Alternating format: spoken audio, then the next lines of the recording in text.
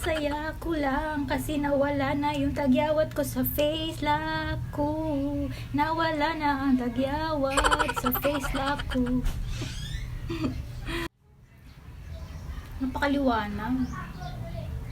Ayan, wala po akong lightning kasi nandito po ako sa taas, sa may pintuan dito sa rooftop namin. Kasi yung vlog natin ngayon ay i-share ko sa inyo kung ano na ang status ng face lock ko. And yeah, once again, hello everyone and welcome to our channel. My name is Myra, and kung hindi mo pa ako kilala, and then my name is Myra. Once again, ulit-ulit. Yeah, and welcome to my channel. And sana kung magustuhan mo yung vlog ko, please do subscribe and don't forget to click the bell notification para ma-update ka sa mga upcoming vlog ko soon. So, sa mga nanonood, thank you so much everyone. So, ngayon, pakita ko sa inyo sa mga interesado lang naman. Ano ba yun? Napakainit! Nag-oily po yung tanggalin ko na ngayong headband. Huwag niyong pansinin yung buhok ko na parang basa. Hindi po yan basa. Oily lang kasi naglagay po ako ng coconut oil. Kasi lockdown naman. Kaya naisipan kong maglagay ng coconut oil. Kasi gusto ko lang. Hindi, maganda po talaga yun sa health benefits sa hair natin. But anyway, hindi yun ang topic ko ngayon. Ang hirap mag-vlog kasi hindi ko alam kung saan ko ipapatong yung phone ko. Kaya pagpasensyahan nyo na muna for now kung saan ako nagbablog at hindi ka aya-aya ang background ko. But it's okay. One day magiging okay din ang lahat. So yun po ang nangyari mga ladies. Ayan, nakikita ninyo scars na lang. Kasi kung nanood ka ng ginamit ko last time na acne set by Dr. Jesus C. Fajardo, and then maiintindihan mo yung vlog ko ngayon. So nga, ito na. Yung vlog ko dati, gaya ng sabi ko, na naubos ko na yung mga toner liquid na ginagamit ko. So ang natira, ito nga, itong day cream and itong AAI sunblock. Ngayon, naubos ko na po siya. Gusto kong inform sa inyo na ubos ko na siya.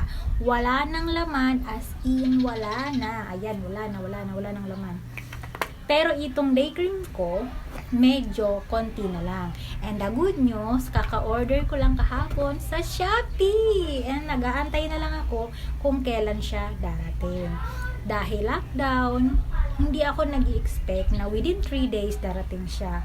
Pero alam ko, kasi na-confirm niya na yung order ko, darating siya. So once dumating, of course, isi-share ko sa inyo.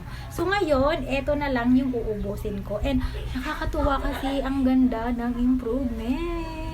So ayun na nga po, naubos ko na po yung sunblock and yung natitira na lang ay yung day cream.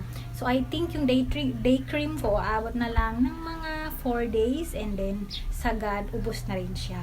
So habang nag-aantay ako nung bago kong order na acne set by Dr. Jesus C. Fajardo, excited ako kasi alam kong aabot pa yung sabon ko and yung day cream ko.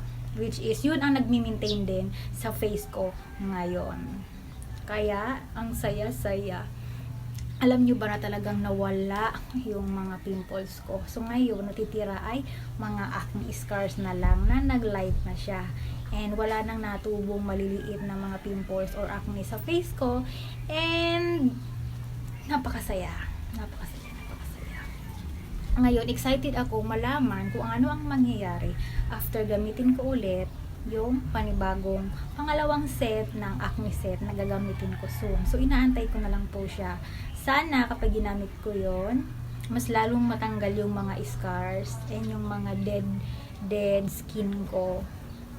Kasi, meron pang natitira. Dati, mas madami. Pero ngayon, konti na lang. Kasi almost 1 month and 14 days I think na nagamit ko yung mga toner. Tapos naubos siya, ang ginamit ko na lang ay yung sunblock and then day cream. Pero ngayon, day cream na lang.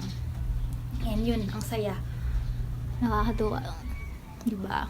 Konti na lang, ayan na lang. So, kung magtatanong ka, anong klase ang I'm sorry, makati yung lalamunin ko. Ang skin condition ko po ay oily skin, acne prone skin po ako. Sensitive yung skin ko. Konting mga ano-anong lagay ko lang sa mukha, kapag hindi naghiyang sa akin, total magbe-break out siya. Kaya hindi ako nagtatry ng kung ano-anong mga product, dahil proven ko na dati pa na gumamit ako ng mga product na kahit ano na sinasabi ng iba na maganda sa kanila, pero hindi siya nag-effect sa akin. So, disclaimer, maaring itong sinishare ko sa inyo na acne set, maaring mag-effect din ito sa inyo at maaring hindi rin maghiyang sa inyo. So, iba-iba po tayo ng skin.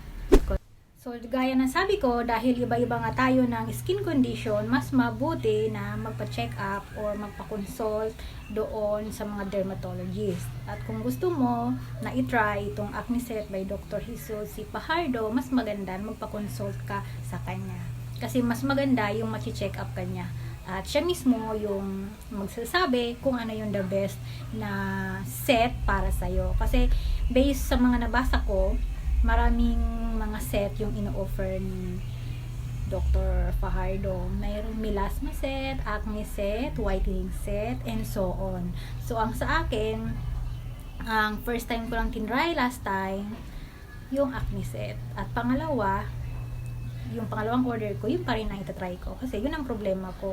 Acne set yung kinuha ko. Kasi yun yung pang pimples and acne scars ko. So, hindi ako nagpapaputi ng mukha, hindi ako mahilig sa mga whitening na yan, kasi gusto ko yung original color as a pure Filipina. So, ang mahalaga, wala na akong tagyawat at makinis, okay na yon. Bakit ka pa magiging unsatisfied sa sarili mo kung ito yung binigay sa akin, Lord? So, kailangan ma-appreciate at maging grateful. So, yon. Pero syempre, nabubulol ako. Iba-iba tayo ng gusto sa buhay. So, kung gusto mo yon, di go for it. And gusto ko to, and it's my life, diba? So, kanya-kanya tayong trip. So, yon, kung gusto mong i-try, why not? Mabibili mo to sa Shopee. I-click mo lang doon, mag-search ka lang, Dr. Jesus C. Fajardo, and magpa-pop up siya doon sa search box. And then, maraming mga seller ang makikita mong nagtitinda ng mga product ni Dr. Jesus C. Fajardo. Pero bumili ako kay Claire Beauty Shop. Sa kanya ako nag-order. Mabait siya. And within 3 days na shoot niya agad sa akin. So, ayun. Ito na muna yung update ko sa inyo. And soon, i-update ko ulit yung continuous review ko about sa product na to. About sa acne set. And then, sa mga isa sa inyo dyan, na mga nai-stress din sa mga pimples and acne ninyo sa face lock ninyo, don't worry po, huwag po kayong ma-stress, kasi kapag na-stress kayo, lalo lang dadami yan. And iwasan po natin yung pag-experiment ng mga home remedy na tayo lang may gawa-gawa. Iwasan po natin yan, kasi lalo lang mabi-break out yung mga pimples at acne set natin. Ginawa ko na yan dati at ayokong maranasan ninyo, kaya iwasan. Mas maganda magpa-check up sa certified dermatologist bago magawa at magdesisyon ng kung ano-ano ang ilalagay sa mukha.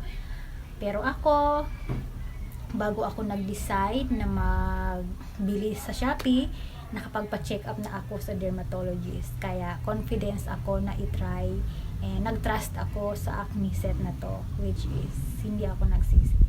So, kayo po, wag po kayong mawala ng pag-asa, gagaling din po yan. Nakalain niyo, ako nga halos 2 years mahigit akong nagtiis.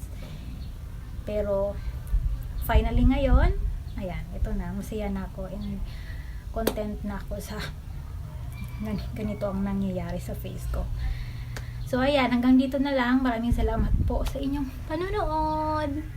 Always remember, live the life to the fullest, love yourself, be yourself, and be happy always. Stay safe, everyone, and see you on my next vlog. Bye-bye!